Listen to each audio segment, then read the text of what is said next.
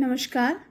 आज हम हड़प्पा की सभ्यता, उसकी उत्पत्ति, विस्तार, नगर निर्माण योजना, नगरीय सभ्यता की अवनति तथा हड़प्पा संस्कृतियों की अंतिम युग की संस्कृतियाँ, कालीबंगा और बनास नदी सभ्यता के विशेष संदर्भ में का आकलन करेंगे। सबसे पहले हम लोग हड़प्पा सभ्यता ले लेते हैं। हड़प्पा सभ्यता का नामकरण, जैसे कि हम पहले वाले वीडियो में देख चुके हैं, इसका नामकरण मुख्य रूप से सबसे पहले सिंधु घाटी सभ्यता के नाम से किया गया, क्योंकि इसके जो मुख्य स्थान मिले थे वो सिंधु नदी के आसपास मिले थे। बाद में इसका नाम हड़प्पा सभ्यता किया गया, क्योंकि पूरे भारत में, पाकिस्तान वाले क्षेत्र में, बलूचिस्तान वाले क्षेत्र में बहुत सारे स्थल मिले जो सिंधु नदी के पास नहीं थे। इसीलिए, क्योंकि सबसे पहला स्थान हड़प्पा खोजा गया था, इसीलिए इसका नाम हड़प्पा सभ्यता रख दिया गया। ये सभ्यता पूरे भारत में बहुत ही लंबे क्षेत्र तक फैली थी। हमें इसके जो स्थान हैं वो महाराष्ट्र तक, उत्तर प्रदेश में, जम्मू कश्मीर में, बलूचिस्तान में, पाकिस्तान में, इन सारे क्षेत्रों में हमारे को ये स्थान प्राप्त होते हैं। जब हम इसका विस्तार देखते हैं तो विभिन्न स्थानों पर जो उत्खनन किए गए हैं उससे पता लगता है कि हड़प्पा की सभ्यता पश्चिम में मकरान के तटीय प्रदेशों पर सुत कांगेडोर से पूर्व में जिला मेरठ के आलमगीरपुर गांव तक और जम्मू कश्मीर में मांडा से लेकर दक्षिण में किम सागर संगम तक फैली हुई थी। मतलब एक बहुत बड़े क्षेत्र में ये सभ्यता हमें प्राप्त होती है। इसके स्थान जो है उत्खनन से हमें मिले हुए हैं और हर क्षेत्र में उनका अपना अलग ही एक यूँ कहना चाहिए विशेषता है। अलग अलग जगह से हमारे को कुछ खास चीज़ें मिली है। जैसे लोथल से हमें गोदीवाड़ा मिला है। ऐसा कहा जाता है कि इस सभ्यता की दो राजधानियाँ थी, हड़प्पा और मोहनजोदड़ो। कालीबंगा से हमें वे जुते हुए खेत मिले हैं। तो सब स्थानों की कुछ अलग अलग विशेषताएं हमारे को प्राप्त हुई है। चंद्रदुड़ो से हमको मनके बनाने का कारखाना मिला है। तो हम आगे वाले उसमें देखेंगे कि कहाँ कहाँ पर विस्तार, कौन कौन से मुख्य विस्तार वाले क्षेत्र थे और वहाँ से क्या हमारे को स्थान चीज़ें प्राप्त हुई है। जब हम विस्तार की बात करते हैं तो सबसे पहले हम देखते हैं मकरान अथवा बलूचिस्तान के तटीय प्रदेश के 3 स्थल, सुत कांगेडोर, सोतकाको और बालाकोट। ये तीनों बलूचिस्तान आंतरिक प्रदेशों के में स्थित हैं। बाबरकोट नामक स्थान उत्तरी बलूचिस्तान से अफगानिस्तान जाने वाले मार्ग पर हमारे को मिलता है। उत्तर पश्चिमी सीमा प्रदेश, यहाँ भारत से अफगानिस्तान जाने के मार्ग में गोमल घाटी आती है। इसमें गुमला जैसे स्थलों पर इस सभ्यता के अवशेष हमें प्राप्त हुए हैं। जब हम सिंधु प्रदेश की बात करते हैं तो यहाँ पर हमारे को सिंधु नदी के किनारे मोहनजोदड़ो, चान्होदड़ो, कारदांगी, अमरी, इन स्थानों की जानकारी हमें मिलती है। इनको हम अलग अलग क्षेत्रों में अगर विभाजित करें तो पश्चिमी पंजाब में हम देखते हैं कि सबसे महत्वपूर्ण स्थान हमें जो मिला है वो है हड़प्पा, जो रावी नदी के पास स्थित था। यहाँ पर दयाराम स्वामी द्वारा इस सिंधु घाटी स्थल की खोज की गई थी। तो यहाँ पर आपको क्या ध्यान रखना है, हड़प्पा जो है वो पश्चिमी पंजाब में है, रावी नदी के पास है। और तीसरा जो सबसे इम्पोर्टेंट पॉइंट है, दयाराम स्वामी द्वारा इसका उत्खनन किया गया। नेक्स्ट लीजिए आप बहालपुर। इस इलाके में प्राचीन सरस्वती नदी के सूखे हुए मार्ग, जिसे हकरा कहते हैं, में अनेक स्थल मिले हैं। इनमें एक स्थल का नाम कुंडवाला थेर भी है। तो यहाँ पर भी हमारे को ये स्थान प्राप्त हुए हैं। फिर हम आते हैं राजस्थान। सरस्वती नदी के सूखे मार्ग के साथ बढ़ती हुई गग्गर नदी के पास भी हमारे को ये स्थान मिले हैं और इसमें सबसे इम्पोर्टेंट है कालीबंगा। हरियाणा की जब हम बात करते हैं तो वहाँ पर हमको बनवाली जो जिला हिसार में है वो मिला है। पूर्वी पंजाब में हमारे को नदियों की घाटी से लेकर शिमला की तराई तक अनेक स्थल व्यापक रूप से मिले हैं, जिसमें सबसे इम्पोर्टेंट है रोपड़ तथा संगोल, पंजाब में स्थित है ये। फिर गंगा यमुना दोआब, इसमें हमारे को मेरठ के आलमगीरपुर तक हमारे को ये स्थान प्राप्त हुए हैं। सहारनपुर में हुलास भी इस सभ्यता का सबसे प्रमुख केंद्र था। जम्मू में हमारे को मांदा नामक स्थान पर इसके अवशेष मिले हैं। गुजरात, ये एक बार बहुत इम्पोर्टेंट स्थान है। यहाँ पर हमारे को सबसे इम्पोर्टेंट जो मिला है वो है लोथल, जो सबसे प्रसिद्ध है। और एक गुजरात के सागर संगम पर भगत राव का स्थान भी हमको मिला है। इसके अलावा सुरकोटड़ा जो है वो भी हमारे को गुजरात में ही मिला है। उत्तरी अफगानिस्तान की बात करें तो यद्यपि ये प्रदेश हड़प्पा सभ्यता के विस्तार क्षेत्र में नहीं आता, किंतु शुर्तगोई ने इस सभ्यता के मृतभांड हमारे को प्राप्त हुए हैं। तो इसलिए हम इसको भी, इसकी स्टडी करना भी हमारे लिए बहुत ज़रूरी है, ताकि हम हड़प्पा सभ्यता की और अच्छी तरह से जानकारी हासिल कर सकें। अब हम आते हैं, ये तो हो गया विस्तार क्षेत्र कि हड़प्पा सभ्यता जो है वो पश्चिम से पूर्वी भारत में लगभग या यूँ कहना चाहिए 1100 किलोमीटर क्षेत्र में फैली हुई थी। तो एक बहुत बड़े क्षेत्र में हमारे को सिंधु घाटी सभ्यता का विस्तार प्राप्त होता है। लेकिन जिस सिंधु घाटी सभ्यता की हम बात कर रहे हैं, आखिर उसकी क्या विशेषताएं थी, ऐसा क्या था उस सभ्यता में जो उसको अलग, दूसरी सभ्यताओं से बिल्कुल अलग करता है। सिंधु घाटी सभ्यता की सबसे प्रमुख देन या यूँ कहना चाहिए जो एक सबसे प्रमुख विशेषता जो है वो है नगर निर्माण योजना, जो हमें मोहनजोदड़ो, हड़प्पा, चान्होदड़ो, कालीबंगा, लोथल, सुरकोटड़ा और बनवाली से इसकी जानकारी मिलती है। वैसे नगर निर्माण योजना हमारे को और भी बहुत स्थानों पर मिली है, लेकिन यहाँ पर कुछ ऐसी चीज़ें हैं जो इसको बहुत विशेष बनाती हैं।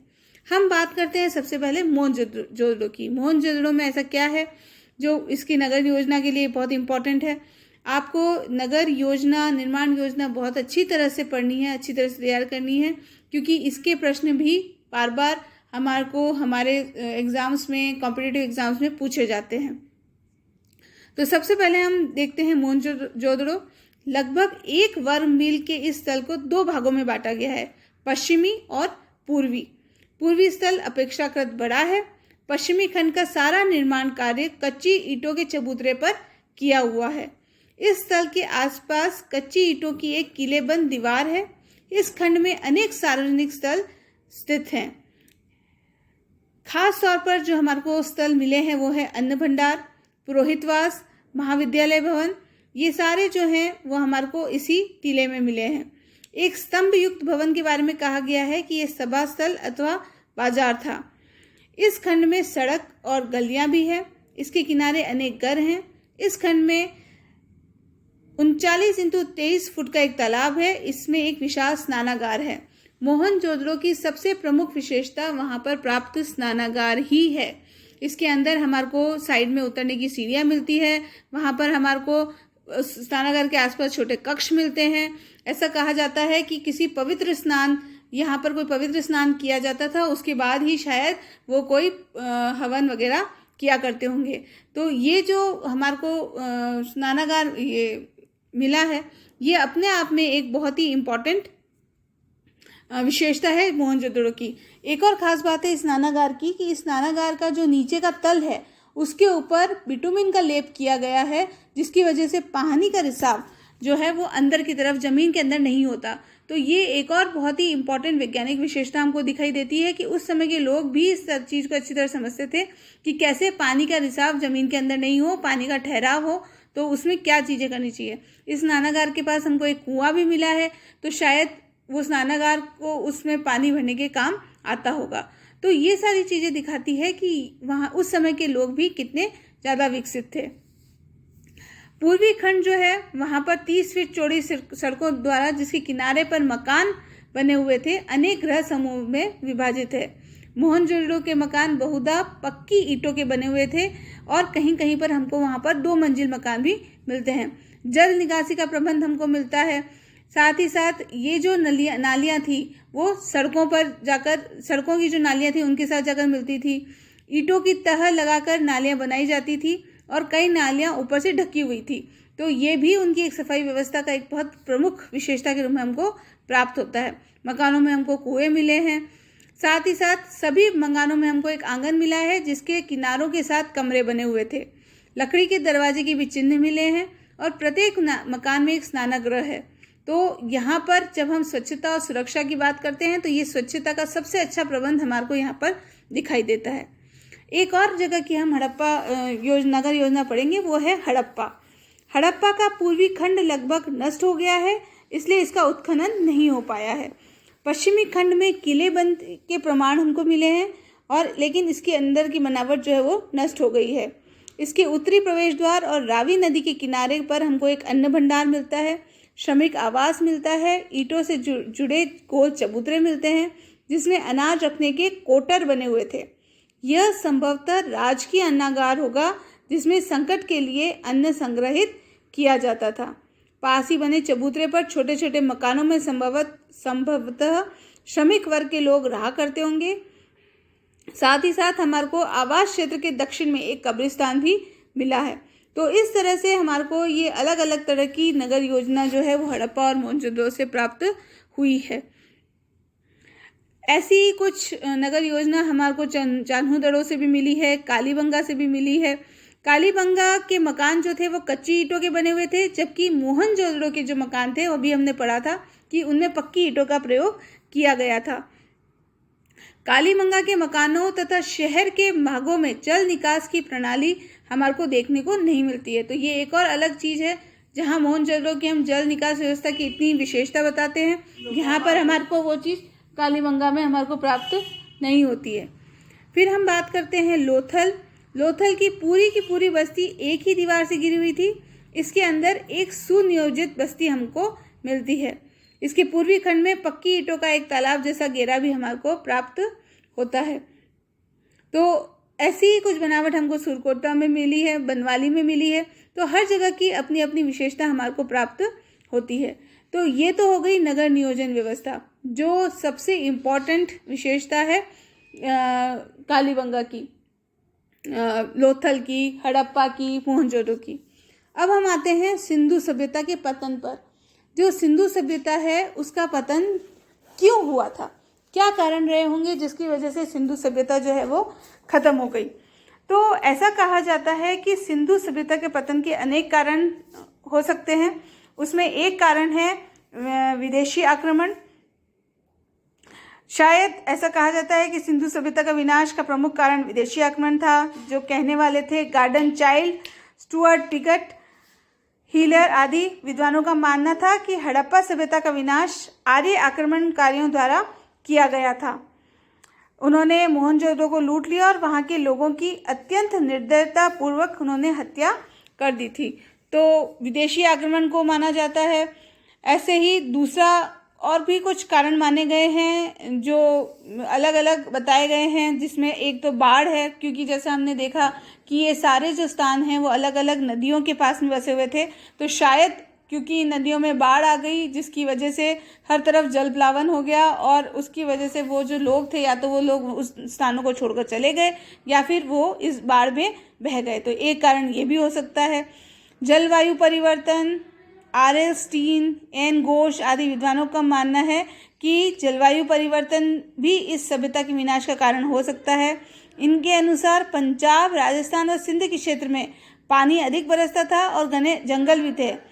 धीरे धीरे मकान बनाने और ईंटों को पकाने के लिए जंगल को काटने का काम शुरू हुआ, जिससे जमीन के ऊपर से घास का आच्छादन हो गया। इस कारण पानी बरसना कम हो गया, कृषि की पैदावार कम हो गई, नदियां सूख गई और सैंधव नगरों का पतन हो गया। ऐसे ही अग्नि का प्रयोग, जल प्रकोप, जल प्लावन, ये भी एक कारण बताए गए हैं।